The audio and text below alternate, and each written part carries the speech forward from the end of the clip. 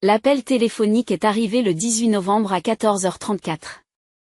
J'étais dans mon bureau en train d'examiner des demandes de subvention lorsque mon téléphone a sonné.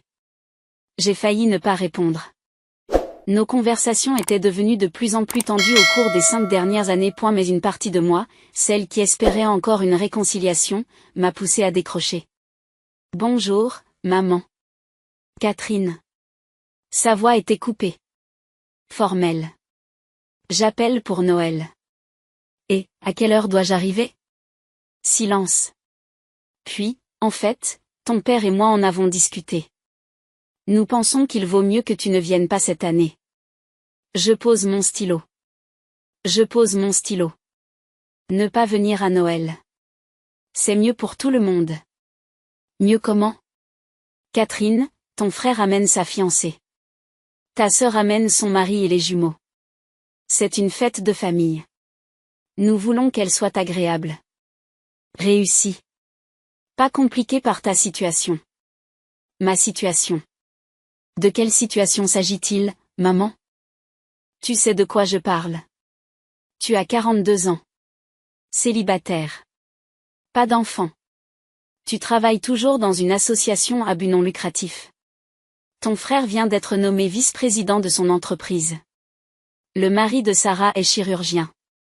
Leurs enfants sont scolarisés dans une école privée. Et je suis quoi? Tu es une honte, Catherine. Voilà. Je l'ai dit. Tu es une honte pour cette famille. Tu as fait des choix qui n'ont mené nulle part.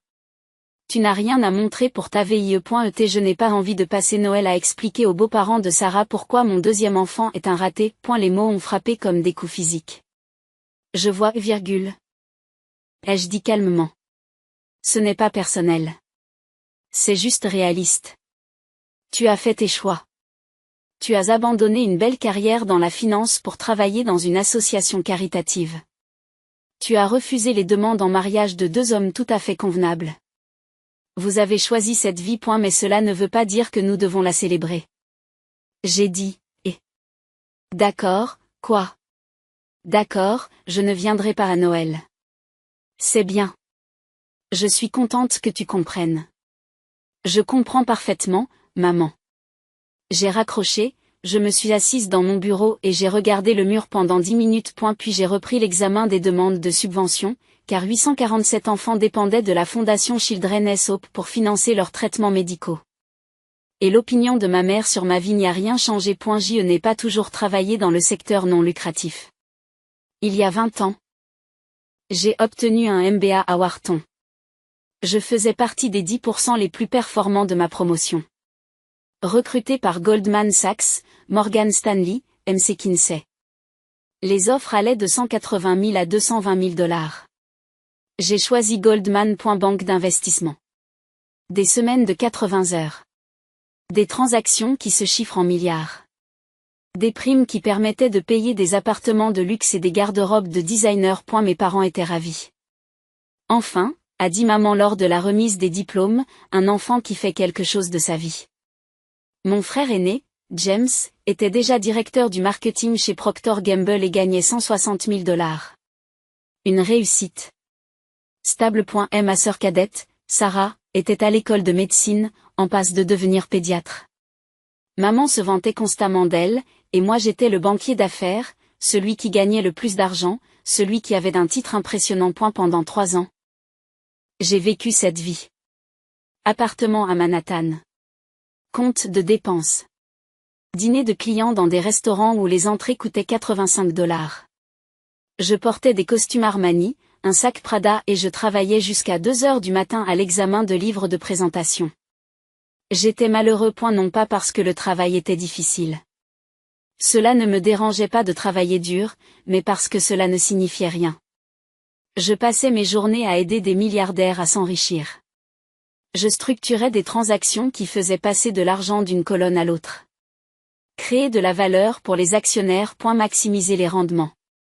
Et tous les soirs, je rentrais chez moi, dans mon appartement vide. En me demandant quel était le but recherché. Le point de rupture s'est produit un mardi d'octobre. Je me dirigeais vers le métro après une journée de 16 heures. Épuisé. Je portais une mallette pleine de documents que je devais examiner avant une réunion à 7 heures du matin. J'ai croisé un homme qui dormait sur un carton. Et la cinquantaine. Vêtements usés. Affecté. Vétéran. Il a faim. Tout est bon à prendre. Je l'ai croisé tous les jours pendant 6 mois. Je ne me suis jamais arrêté. Trop occupé. Trop fatigué. Trop concentré sur le retour à la maison. Ce mardi-là, je me suis arrêté. Excusez-moi, ai-je dit. Avez-vous mangé aujourd'hui?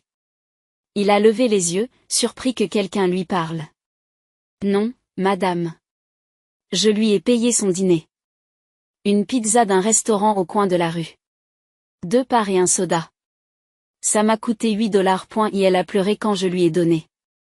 Que Dieu vous bénisse, a-t-il dit. Vous êtes un ange. Je n'étais pas un ange. Je n'étais qu'un banquier d'affaires qui venait d'aider une société pharmaceutique à structurer un accord qui augmenterait le prix des médicaments de 23%. Mais cet homme pensait que j'avais fait quelque chose de significatif. Pour $8. J'y suis rentré chez moi ce soir-là et je n'ai pas cessé d'y penser. Le calcul n'avait pas de sens. J'avais contribué à transférer $400 millions dans une transaction cet après-midi-là. J'avais personnellement fait gagner à la banque $3 millions en frais. Mon bonus serait de $120 000. Mais je n'avais jamais vu personne pleurer de gratitude devant mes présentations PowerPoint. 6 mois plus tard, j'ai quitté Goldman Sachs pour travailler dans une petite organisation à but non lucratif appelée Children's Hope Foundation. Elle finançait des traitements médicaux pour des enfants dont les familles n'avaient pas les moyens de les payer. Traitements contre le cancer. Chirurgie cardiaque. Des greffes. Mon salaire? $52 000. Mes parents étaient horrifiés. Tu es en train de gâcher ta carrière, a dit mon père. Tu es allé à Wharton pour travailler dans une association caritative, demande maman. Tu sais à quel point c'est embarrassant? J'aide les enfants, ai-je dit. Tu gaspilles ton potentiel, a répondu maman. James gagne beaucoup d'argent. Sarah sera médecin. Et toi, tu seras un travailleur à but non lucratif qui gagne un salaire de misère. Je gagne assez. Assez pourquoi? Tu ne peux même pas te permettre d'acheter une maison avec ce salaire. Je n'ai pas besoin d'une maison. Tout le monde a besoin d'une maison. Catherine. Tout le monde a besoin de stabilité. Et vous vous en débarrassez pourquoi? Pour te sentir bien dans ta peau. Oui, ai-je dit simplement. C'est exactement pour ça. Elle n'a pas compris. Elle n'a jamais compris. C'était il y a 17 ans. Au cours de ces 17 années, j'ai fait passer la Children's Hope Foundation d'une petite organisation opérant dans 3 villes à une fondation nationale opérant dans 47 États. Lorsque j'ai commencé, nous avions 4 employés et un budget de $800 000. La première année, nous avons aidé 127 enfants. Aujourd'hui, nous avons 143 employés et un budget de $68 millions. Rien que l'année dernière, nous avons aidé 8247 enfants à recevoir un traitement médical qui leur a sauvé la vie. J'ai passé 17 ans à construire quelque chose d'important. J'avais rédigé des demandes de subventions, courtisé des donateurs, pris la parole lors de conférences, établi des partenariats avec des hôpitaux, des sociétés pharmaceutiques et des fabricants d'appareils médicaux. J'ai négocié avec des compagnies d'assurance pour qu'elles couvrent des traitements qu'elles avaient initialement refusés. Je me suis battue avec les services de facturation des hôpitaux pour réduire les coûts. Je me suis assise avec des familles dans les salles d'attente pendant que leurs enfants subissaient une opération, leur tenant la main et leur promettant que nous trouverions l'argent. Il y a 3 ans, j'ai été promue directrice générale. Mon salaire s'élevait à $140 000. Ce n'était pas l'argent de Goldman Sachs, mais c'était suffisant. Il y a 2 ans, nous avions lancé un partenariat innovant avec 6 grands hôpitaux pour enfants, un programme qui permettait de détecter les complications à un stade précoce et de réduire les coûts de traitement de 34% tout en améliorant les résultats. Il y a 1 an. Ce programme a fait l'objet d'un article dans le New England Journal of Medicine. Des recherches évaluées par des pairs montraient que notre modèle permettait de sauver des vies tout en économisant de l'argent. Il y a 6 mois, nous avons été contactés par une importante fondation philanthropique. Elle souhaitait faire un don de 15 millions de dollars pour étendre notre programme à l'échelle nationale. J'ai passé 6 mois à négocier cette donation, à travailler avec leur équipe, à prouver notre impact, à démontrer comment leur argent sauverait des vies. Le don a été versé en octobre. Le montant total s'élève à 12,4 millions de dollars. Il s'agit du don le plus important de l'histoire de la Children's Hope Foundation. Avec cet argent, nous nous développerons pour servir 15 000 enfants par an. Nous ouvririons des bureaux dans 12 nouvelles villes. Nous embaucherions 89 nouveaux membres du personnel. Nous sauverions environ 2100 vies au cours des 5 prochaines années. Mais ma mère pensait que j'étais une source d'embarras. Après l'appel de ma mère, je n'ai parlé à personne de Noël. Mes collègues ont supposé que je passais les fêtes en famille. Je ne les ai pas corrigés. Le jour de Noël, j'ai fait du bénévolat dans un hôpital pour enfants à Philadelphie. J'ai joué à des jeux de société avec des enfants qui ne pouvaient pas rentrer chez eux. J'ai lu des histoires à une fillette de 7 ans qui se remettait d'une greffe de moelle osseuse. J'ai tenu dans mes bras un nouveau-né de l'unité de soins intensifs néonatal dont la mère était trop épuisée pour le tenir elle-même. À 20h, je suis rentrée chez moi. Dans mon appartement du centre-ville. Petit. Une chambre. Modeste. Je n'ai jamais eu besoin de plus. J'ai préparé des pâtes pour le dîner. J'ai regardé un film. Je me suis couchée à 22h. C'était l'un des meilleurs Noëls que j'avais eus depuis des années. Mais comme je l'avais passé à faire un travail qui comptait. Avec des gens qui l'appréciaient. La voix de ma mère résonnait parfois dans ma tête, tu es une honte. Mais quand j'ai regardé la photo sur mon bureau, Marcus, 8 ans, qui avait reçu une greffe de cœur financée l'année dernière, souriant avec sa famille. J'ai compris la vérité. Je n'étais pas une source d'embarras. J'étais exactement là où je devais être. L'invitation est arrivée début décembre. La Children's Hope Foundation avait été sélectionnée pour recevoir le prix de l'impact humanitaire lors du gala annuel du Children's Hospital Network. Ce prix récompense les organisations qui ont apporté une contribution significative aux soins de santé pédiatrique. Le gala était prévu pour le 24 janvier à l'Hôtel Bellevue de Philadelphie. Tenue de soirée. 600 invités. Dîner, discours et cérémonie de remise des prix. Vous acceptez le prix. C'est votre réussite, Catherine. Vous avez construit cette organisation. C'est un travail d'équipe. Catherine. Arrêtez d'être modeste. Vous avez transformé une opération de 800 000 dollars en une fondation nationale de 68 millions de dollars. Vous avez obtenu le don le plus important de notre histoire. Vous avez personnellement supervisé des programmes qui ont sauvé des milliers de vies. Acceptez ce fichu prix. J'ai souri. Margaret avait 83 ans. Un médecin à la retraite qui avait travaillé à l'hôpital pendant, je l'accepte. Bien. Ou quelque chose de bien. Et amenez un invité si vous voulez. Je n'avais pas d'invité. J'étais célibataire depuis 4 ans. Ma dernière relation s'était terminée quand il m'a dit que je me souciais plus des enfants des autres que de construire une vie avec lui. Il n'avait pas tort. Je viendrai seule, ai-je dit. Mais ta famille sera là, n'est-ce pas? Non. Pourquoi? Ils ne sont pas intéressés par cette partie de ma vie. Margaret est restée silencieuse pendant un moment. C'est leur perte, dit-elle finalement. Notre gain. Le 24 janvier est arrivé froid et clair. J'ai passé la matinée au bureau à terminer des rapports. À 15h, je suis rentrée chez moi pour me préparer. La robe était simple. Bleu marine. 4 vies. Élégante mais pas accent grave l'œil. Je l'avais achetée en solde chez Nordstrom pour 200 dollars. Mes bijoux étaient minimes. Des boucles d'oreilles en perles que ma grand-mère m'avait offertes. Un collier en argent que je possédais depuis 15 ans. Je me suis regardée dans le miroir. 42 ans. Célibataire. Pas d'enfant. Je travaillais dans une association à but non lucratif. Les mots de ma mère me piquaient encore. Mais ce soir, je serais honorée pour le travail que j'avais passé 17 ans à construire. Cela devait compter pour quelque chose. Je suis arrivée au Bellevue à 18h15. La grande salle de bal était spectaculaire. Des lustres en cristal. Des tables rondes avec du linge ivoire. Chaque table comptait 10 personnes. Des cartes de table à chaque place. J'ai trouvé ma table. Table 5. Section avant. Réservée aux lauréats et aux membres du conseil d'administration. Margaret était déjà là. Elle s'est levée lorsqu'elle m'a vue. Catherine, tu es magnifique. Merci. Nerveuse? Un peu.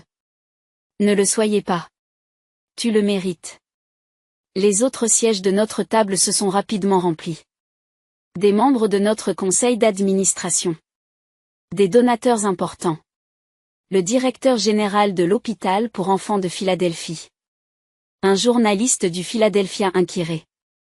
À 18h45, les lumières s'éteignent. Les invités s'installent. Par habitude. J'ai balayé la salle du regard. 600 personnes. Des administrateurs d'hôpitaux. Des directeurs de fondations. De grands philanthropes. Des professionnels de la santé. Puis je l'ai vu. Tableau 19. Section arrière. Portée lors du mariage de Sarah il y a 2 ans. Ma mère. Elle était avec une femme que je n'ai pas reconnue. Knit 60s. Bien habillée. Elle riait de quelque chose. Mon cœur s'est mis à battre la chamade. Que faisait-elle ici? Margaret a remarqué mon expression. Ça va? Ma mère est ici. Quoi? Où? Table 19. Margaret a regardé. La femme en Bourgogne? Oui. L'avez-vous invitée? Non. Je ne lui ai pas parlé de ce soir. Alors comment? Le maître de cérémonie entre en scène. Bonsoir à tous. Bienvenue au 23e gala annuel du réseau des hôpitaux pour enfants. Une soirée inspirante nous attend.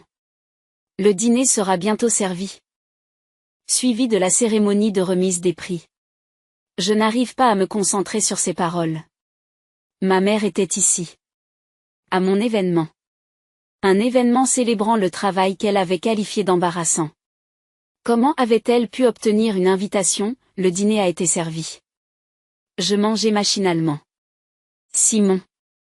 Sparagus. Pommes de terre rôties.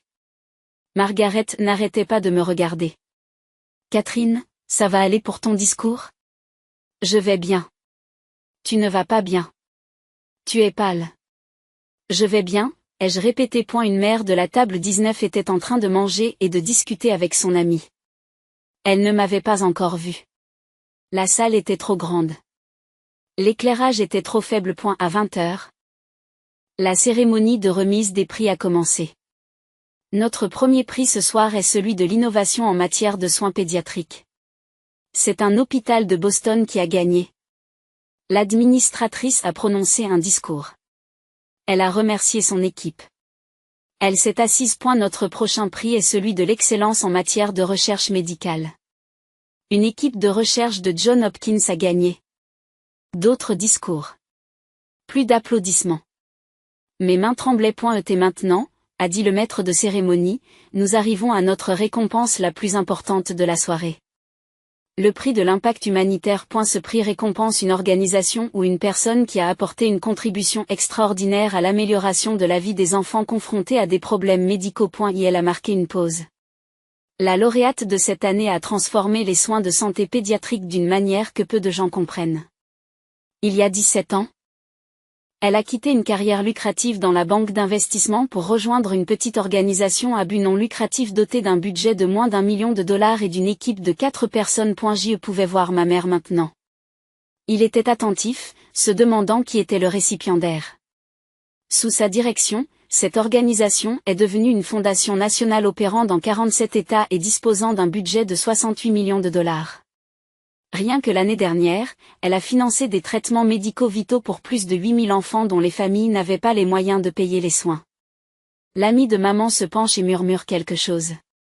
Maman acquiesce. Elle a personnellement obtenu le don le plus important de l'histoire de l'organisation, 12,4 millions de dollars de la Fondation Hartwell, ce qui leur permettra d'étendre leur programme et de servir 15 000 enfants par an. Les écrans derrière la scène se sont allumés. Ma photo est apparue. Un cliché professionnel. En dessous, Catherine Morrison, directrice exécutive de la Children's Hope Foundation. Ces partenariats innovants avec les principaux hôpitaux pour enfants ont fait l'objet d'articles dans des revues médicales évaluées par les pairs. Son travail a permis de sauver environ 4200 vies et d'éviter des millions de frais médicaux inutiles. Ma photo était maintenant affichée sur 3 écrans, d'une hauteur de 6 mètres. Veuillez vous joindre à moi pour honorer la lauréate du prix de l'impact humanitaire de cette année, Catherine Morrison. La salle s'est mise à applaudir à tout rompre. Tout le monde s'est levé. Je me suis levé lentement et j'ai marché vers la scène. En passant devant la table 19, j'ai regardé directement ma mère. Elle était figée, fixant les écrans. Sa bouche était ouverte. Son amie la regardait aussi. Puis elle a baissé les yeux et m'a vu passer devant leur table. Elle a attrapé le bras de ma mère et lui a chuchoté quelque chose. Maman s'est retournée. Elle m'a vu. Nos yeux se sont croisés. Son visage est devenu complètement blanc. J'ai continué à marcher. En haut des escaliers. Sous la scène. Le maître de cérémonie m'a remis le prix. Une sculpture en cristal. Lourde. Très belle. Félicitations, Catherine. Voulez-vous dire quelques mots? J'ai pris le micro, regardant les 600 visages, et un visage en particulier. Ma mère, à la table 19, toujours figée, toujours en train de regarder. J'ai commencé à parler. Je commence à parler, merci. Il y a 17 ans, j'ai pris une décision qui a dérouté beaucoup de gens. J'ai quitté une carrière dans la banque d'investissement pour travailler dans une organisation à but non lucratif. J'ai accepté une baisse de salaire de 80%. J'ai renoncé à l'appartement de Manhattan, aux notes de frais et aux primes de fin d'année. Léger rire dans l'assistance. Les gens m'ont demandé pourquoi. Ma famille m'a demandé pourquoi. Mes collègues ont pensé que j'étais folle. Je pouvais voir maman clairement maintenant. Elle pleurait. Mais j'ai fait ce choix parce que j'avais compris quelque chose d'important. L'argent n'est qu'un outil. Le succès ne se mesure pas à votre salaire, à votre titre ou à la taille de votre maison. Le succès se mesure à l'impact, aux vies que vous touchez, à la différence que vous faites. J'ai brandi le prix. Ce prix représente 8247 enfants qui ont reçu les soins médicaux dont ils avaient besoin. Des enfants comme Marcus, qui a bénéficié d'une transplantation cardiaque à l'âge de 8 ans et qui est aujourd'hui un élève de 5e année en bonne santé qui veut devenir médecin. Des enfants comme Sophia qui a vaincu la leucémie et vient d'entrer à l'université. Des enfants comme James qui a survécu à une tumeur cérébrale et qui enseigne maintenant à d'autres familles comment naviguer dans le système médical. Ma voix s'est légèrement brisée. Ces enfants sont ma réussite. Leurs familles sont ma réussite. Les 143 personnes qui travaillent à la Fondation Children's Hope et qui consacrent leur vie à cette mission. Ils sont ma réussite. J'ai regardé directement la table 19. Je n'ai pas de grande maison. Je n'ai pas de titre professionnel. Je ne suis pas mariée. Je n'ai pas d'enfant. Selon certains critères, je pourrais sembler ne pas avoir réussi. Mais je connais la vérité. J'ai passé 17 ans à construire quelque chose qui sauve des vies. Qui donne de l'espoir aux familles dans les moments les plus sombres. Cela rend le monde nettement meilleur. Les larmes coulaient sur le visage de la maman. Je remercie donc le Children's Hospital Network pour cet honneur incroyable. Merci à mon équipe de la Children's Hope Foundation. Merci à nos donateurs, à nos partenaires et à nos sympathisants. Merci à tous les enfants et à toutes les familles qui nous ont fait confiance pour les accompagner dans leur parcours médical. Et la salle s'est levée. Ovation debout. J'ai quitté la scène. Je suis retournée à ma table. Margaret m'a serré dans ses bras. C'était parfait. Merci. Ta mère est un désastre. Je sais. Tu vas lui parler? Pas ici. La cérémonie a continué. D'autres prix. D'autres discours. À 9h30, le programme officiel se termine. Le travail en réseau commence. Les gens se mêlent aux autres. Ils s'approchent des lauréats. Demandent des cartes de visite. J'ai été immédiatement entouré. Des administrateurs d'hôpitaux désireux de s'associer avec nous. Intéressés par le soutien de notre travail. Des journalistes demandant des interviews. À 10h15, j'ai vu ma mère s'approcher. Elle marchait lentement, comme dans un rêve. Son ami était derrière elle, l'air incertain. La foule qui m'entourait l'a remarqué. Comme il s'agissait d'un événement privé, ils se sont éloignés. Et la mère s'est arrêtée à 1 mètre de moi. Catherine. Maman. Je ne savais pas. Je ne savais pas quoi? Tout ça. Les fondations. Le travail. Elle a fait un geste vers les écrans où ma photo était encore affichée. Tout ça. Vous n'avez jamais demandé, ai-je dit à voix basse.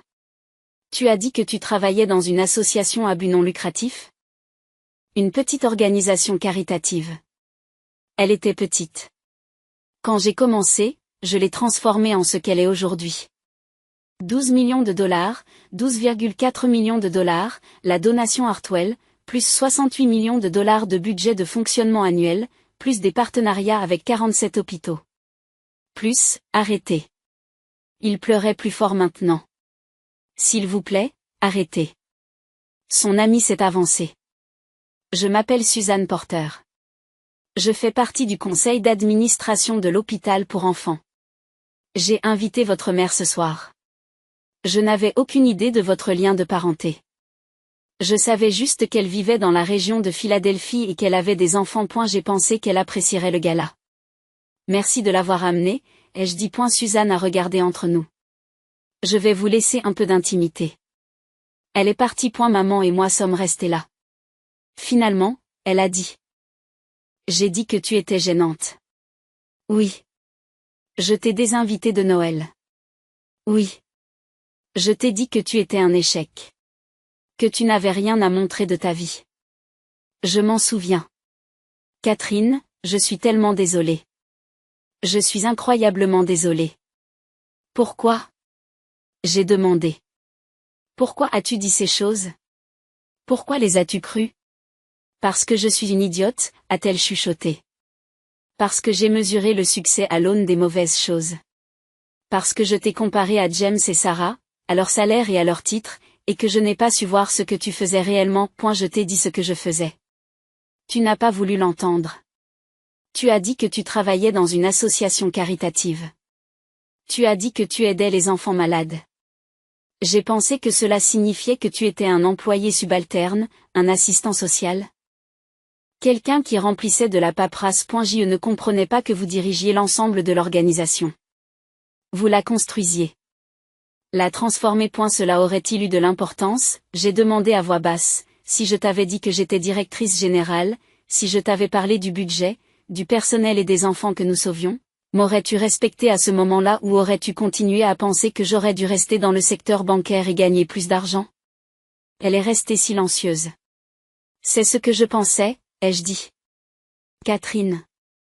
Maman, j'ai passé 17 ans à être rejetée par toi. 17 ans de dîner de famille où l'on célébrait les promotions de James et les réussites de Sarah, et où l'on passait mon travail sous silence en le qualifiant de truc à but non lucratif.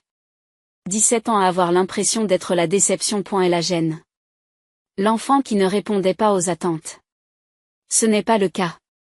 Je sais que je ne le suis pas, virgule. Ai-je interrompu. Ce soir l'a prouvé. 600 personnes debout et applaudissant le travail que j'ai passé près de 20 ans à construire. De grands hôpitaux qui veulent s'associer à nous. Un don de 12,4 millions de dollars parce que quelqu'un a cru en notre mission. Des enfants en vie aujourd'hui grâce au programme que j'ai créé. J'ai repris mon souffle. Je connais ma valeur, maman. La question est, et toi? Elle m'a regardé fixement. Oui, je le vois maintenant. Je suis désolée que cela ait pris autant de temps. Moi aussi, je suis désolée, ai-je dit. Je suis désolée que tu aies manqué 17 ans de ma vie parce que tu étais tellement concentrée sur ce que tu pensais que le succès devait être que tu ne pouvais pas voir à quoi il ressemblait réellement. Peux-tu me pardonner? Un jour, ai-je dit, mais pas ce soir. Ce soir? Je vais célébrer ce prix avec des gens qui croient en moi depuis le début. Des gens qui ont vu mon potentiel quand vous voyez mon échec. Des gens qui ont compris que sauver la vie d'enfant est plus important qu'un salaire ou un titre. Catherine, rentre chez toi, maman. Rentre chez toi et réfléchis aux raisons pour lesquelles tu as dit les choses que tu as dites. Pourquoi tu y as cru? Pourquoi tu n'as pas pu voir ta propre fille pour ce qu'elle était vraiment? Quand pourrai-je te revoir? Quand tu seras prêt à me connaître vraiment, ai-je dit. Pas la version que tu veux que je sois. La vraie moi. La personne qui a choisi le sens plutôt que l'argent. L'impact plutôt que l'image. La vie des enfants plutôt que le prestige de l'entreprise. Elle a hoché lentement la tête. Je t'appellerai. D'accord. Elle a commencé à s'éloigner. Puis s'est arrêtée. S'est retournée. Pour ce que ça vaut, Catherine. Je suis fière de toi. J'aurais dû dire cela il y a 17 ans. Je le dis maintenant. Je suis incroyablement fière de toi. Merci, ai-je dit à voix basse. Elle est partie. Je suis restée là un moment. Puis Margaret est apparue à côté de moi. Comment te sens-tu? Fatiguée, ai-je admis. Tu veux partir? Pas encore. Je veux parler aux gens qui sont venus ici pour nous soutenir. Les donateurs. Les partenaires. Les croyants. C'est ma fille, a dit Margaret. Nous avons passé l'heure suivante à travailler en réseau. J'ai parlé à des directeurs d'hôpitaux de l'expansion de nos programmes. J'ai discuté des possibilités de partenariat avec 3 grandes fondations. J'ai donné des interviews à 2 journalistes sur notre modèle et notre impact. À 11h30, j'ai finalement quitté les lieux. Dans l'Uber qui me ramenait chez moi. J'ai regardé mon téléphone. 17 messages. 3 provenant de membres du conseil d'administration qui me félicitaient. 2 de grands donateurs souhaitant organiser des réunions. 5 de collègues qui avaient regardé la cérémonie en direct. 4 de journalistes demandant des interviews. 2 d'administrateurs d'hôpitaux. Et 1 de ma sœur Sarah. Catherine, je viens de voir la vidéo de ton discours en ligne. Pourquoi ne nous as-tu rien dit de tout cela? Je n'en avais aucune idée. Appelle-moi. Je n'ai pas appelé. Je suis rentrée chez moi. Je me suis mis en pyjama. Je me suis assise sur mon canapé, ma récompense posée sur la table basse. J'ai regardé la photo de Marcus sur mon téléphone. L'enfant de 8 ans avec un nouveau cœur. Il sourit. La vie. C'était ça, la réussite. Pas l'approbation de ma mère. Pas la compréhension de ma famille. Juste ce sourire. Cette vie. Ce moment d'espoir dans la période la plus sombre de quelqu'un. Je me suis endormie sur le canapé. Mon thé refroidissant sur la table et ma récompense reflétant les lumières de la rue à l'extérieur. Maman a appelé 3 jours plus tard. Catherine, petite. On peut parler? Je t'écoute. J'ai passé les 3 derniers jours à lire sur ton travail. Tout ce que j'ai pu trouver en ligne. Les articles, les interviews, l'étude du journal médical, les rapports annuels de la Fondation. J'ai tout lu. D'accord, je n'ai pas compris. Je n'ai vraiment pas compris ce que vous étiez en train de construire. Je pensais qu'une association à but non lucratif signifiait petite, inefficace, un passe-temps agréable pour les gens qui ne pouvaient pas réussir dans le monde réel. J'avais tort. Oui, ai-je dit. Vous vous êtes trompé. Puis-je venir voir votre bureau, rencontrer votre équipe, découvrir le travail que vous faites? Je suis restée silencieuse pendant un long moment. Je suis restée silencieuse pendant un long moment. Ai-je demandé. Pourquoi maintenant? Parce que vous m'avez vu sur une scène? Parce que 600 personnes ont applaudi? Si j'avais gagné ce prix et que personne n'avait été là pour le voir, cela t'intéresserait-il? Je veux me préoccuper des bonnes choses, dit-elle calmement. Je veux comprendre ce qui compte pour toi. Ce pourquoi tu t'es sacrifié. Ce en quoi tu crois. Il ne s'agit pas de sacrifice, ai-je dit. Je n'ai rien sacrifié. J'ai choisi cette vie. Délibérément. Avec enthousiasme. J'ai choisi le sens plutôt que l'argent. L'impact plutôt que l'image. Et je le referai 1000 fois. Je le sais maintenant. Vous le pensez vraiment? Ou êtes-vous juste impressionné parce qu'un gala chic m'a décerné un prix? Silence. Puis les 2, elle admet. Je suis impressionnée par le prix. J'ai honte de ne pas l'avoir vu avant la remise du prix. Et j'essaie de faire mieux. C'est honnête, ai-je dit. Alors, je peux vous rendre visite? Oui. Mais, maman. C'est un bureau qui travaille. Nous ne sommes pas une vitrine. Nous sommes des gens occupés à sauver la vie d'enfants. Si tu viens, tu verras la réalité. Les demandes de subventions. Les familles désespérées. Les factures d'hôpital. Les décisions difficiles concernant les personnes que nous pouvons aider et celles que nous ne pouvons pas aider. Ce n'est pas très glorieux. Je veux tout voir, dit-elle. Aujourd'hui. Mardi prochain. 10 heures. Je serai là. Mardi à 10 heures, maman est arrivée à notre bureau.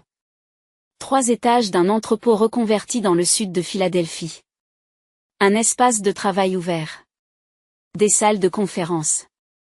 Une salle de réception avec des photos d'enfants que nous avons aidés. Elle est restée un long moment dans l'espace d'accueil, à regarder les photos.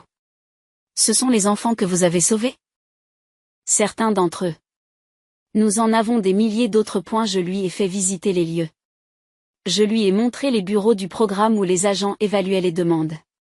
Le service financier qui traite les paiements aux hôpitaux. L'équipe chargée des relations avec les donateurs, qui entretient les relations avec les sympathisants. L'équipe de communication qui racontait nos histoires. Nous nous sommes arrêtés à mon bureau. Une petite fenêtre donnant sur la rue. Un bureau couvert de dossiers. C'est ici que vous travaillez. Presque tous les jours. Quand je ne suis pas en train de visiter des hôpitaux ou de rencontrer des donateurs. Elle prend la photo posée sur mon bureau. Qui est-ce? Marcus. Il avait 8 ans lorsqu'il a bénéficié d'une transplantation cardiaque que nous avons financée. Il en a 12 aujourd'hui. Il est en bonne santé. Heureux. Il veut devenir cardiologue. Vous avez gardé sa photo. Je garde les photos de beaucoup d'enfants. Elle me rappelle pourquoi c'est important. Maman a posé la photo avec précaution. Catherine, il faut que je te dise quelque chose. D'accord. Quand tu as quitté Goldman Sachs, j'ai pensé que tu avais fait la plus grosse erreur de ta vie. Je pensais que tu jetais ton avenir, ton potentiel, ta sécurité. J'étais tellement en colère contre toi. Je sais. Mais j'avais tort. Tu n'as rien laissé tomber. Tu as construit quelque chose d'extraordinaire. Tu as trouvé un travail qui compte. Un travail qui sauve des vies. Un travail qui donne de l'espoir. Et j'étais trop aveugle pour le voir. Pourquoi? Ai-je demandé. Pourquoi étiez-vous si aveugle? Elle s'est assise et a regardé par la fenêtre. Parce que je mesurais le succès à l'aune des mauvaises choses, a-t-elle dit lentement.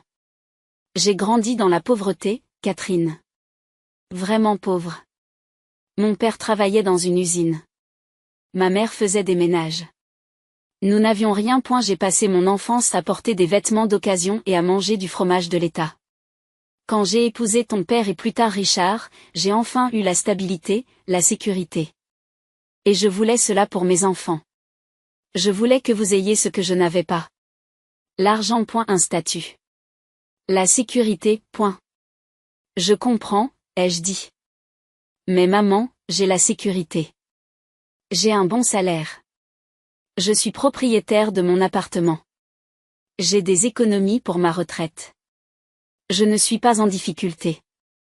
Mais tu aurais pu avoir tellement plus. Plus quoi? Plus d'argent dont je n'ai pas besoin? Un appartement plus grand dans lequel je serai seule? Un titre professionnel qui ne signifie rien quand je m'endors le soir. Il pleurait. Je voulais que tu sois en sécurité. Je suis en sécurité, ai-je dit doucement. Je suis en sécurité dans une vie que j'ai choisie, une vie qui me donne un but. Chaque jour, je me réveille en sachant que le travail que je fais est important. Que les enfants sont en vie grâce aux décisions que je prends. Que des familles ont de l'espoir grâce au programme que j'ai mis en place. Combien de personnes peuvent dire cela de leur travail? Pas beaucoup, murmure-t-elle. J'ai assez d'argent. Assez de sécurité. Et j'ai un sens à ma vie. C'est plus que ce que la plupart des gens obtiennent. C'est tout ce que je voulais. Elle m'a regardé. Vous êtes remarquable, Catherine. Je suis désolée qu'il m'ait fallu 42 ans pour le voir. 42 ans moins 17 ans pendant lesquels j'ai fait ce travail, cela fait 25 ans, ai-je dit. Vous m'avez vu clairement pendant 25 ans. Ce sont les 17 dernières années qui t'ont échappé. Mais nous pouvons travailler le dessus. Comment? En te posant des questions sur ma vie. De mon travail. Ce dont je suis fière. Les défis que je dois relever. Sans me comparer à James ou à Sarah. En me voyant comme je suis, point. Je peux le faire, dit-elle. Tu peux? Je vais essayer. Vraiment essayer. Au cours des 6 mois suivants, elle a essayé. Elle a appelé tous les dimanches. Raconte-moi ma semaine. Elle m'a écouté lui parler des décisions de financement, des négociations de partenariat et des enfants que nous avions aidés. Elle est venue à une manifestation de collecte de fonds en mars, s'est assise à une table avec des donateurs et m'a regardé faire un discours. Par la suite, elle s'est présentée aux gens. Je suis la mère de Catherine. Je suis très fière de son travail. En avril, elle a amené mon père au bureau, lui a fait visiter les lieux. Lui a expliqué nos programmes. Il a écouté, a posé des questions, a semblé sincèrement intéressé. En mai, elle a parlé du prix à James et Sarah, leur a montré la vidéo de mon discours. Sarah m'a appelé en pleurant. Pourquoi ne nous as-tu rien dit de tout cela? Vous n'avez jamais demandé, ai-je répondu simplement. Nous aurions dû demander. Oui, vous auriez dû. En juin, toute la famille est venue à notre gala annuel. Maman, papa, James, sa fiancée Sarah et sa famille. Ils étaient assis à la table 7, portaient des vêtements de soirée et ont applaudi lorsque j'ai été présentée. Pendant mon discours, je les ai regardés. Et ma famille, qui me voyait enfin. Pas la gêne. Pas l'échec. Pas l'enfant moyen décevant qui avait fait de mauvais choix. Juste moi. Catherine Morrison. Directrice exécutive de la Fondation Children's Hope. Bâtisseuse de programmes qui ont sauvé des vies. Protectrice des enfants. Croyant au sens plutôt qu'à l'argent. Après le gala. Nous sommes allés dîner. C'était incroyable, a déclaré James. Je n'avais aucune idée que votre organisation était aussi importante. Aussi importante. Elle l'est, ai-je dit. Pourquoi ne pas nous l'avoir dit? J'ai essayé, ai-je dit, pendant des années. Mais vous n'écoutiez pas. Nous écoutons maintenant, a dit Sarah à voix basse. J'apprécie cela. Maman a traversé la table et m'a pris la main. Je suis vraiment désolée pour ce que j'ai dit. À propos de Noël. Sur le fait que tu sois une source d'embarras. Je regretterai ces mots pour le reste de ma vie. Je sais, maman. Peux-tu me pardonner? J'y ai réfléchi. À la blessure. Les années où je me suis sentie rejetée. Le coup de téléphone me privant de Noël. Mais j'ai aussi pensé aux 6 derniers mois. À ses efforts. Au fait qu'elle s'est montrée. Au fait qu'elle me voyait enfin. J'ai dit, oui. Je te pardonne. Elle a pleuré. Là, dans le restaurant. Papa lui a serré l'épaule. Nous sommes tous fiers de toi. Catherine. Tellement fière. Merci, ai-je dit. Et je le pensais vraiment. Non pas parce que j'avais besoin de leur approbation. Non pas parce que leur fierté validait mes choix. Mais parce qu'après 17 ans, ma famille a enfin compris ce que j'avais toujours su. Le succès ne se mesure pas au salaire ou au statut. Il se mesure aux vies que l'on touche, à l'espoir que l'on donne, à la différence que l'on fait. Et selon cette mesure, j'étais la personne qui avait le mieux réussi à cette table.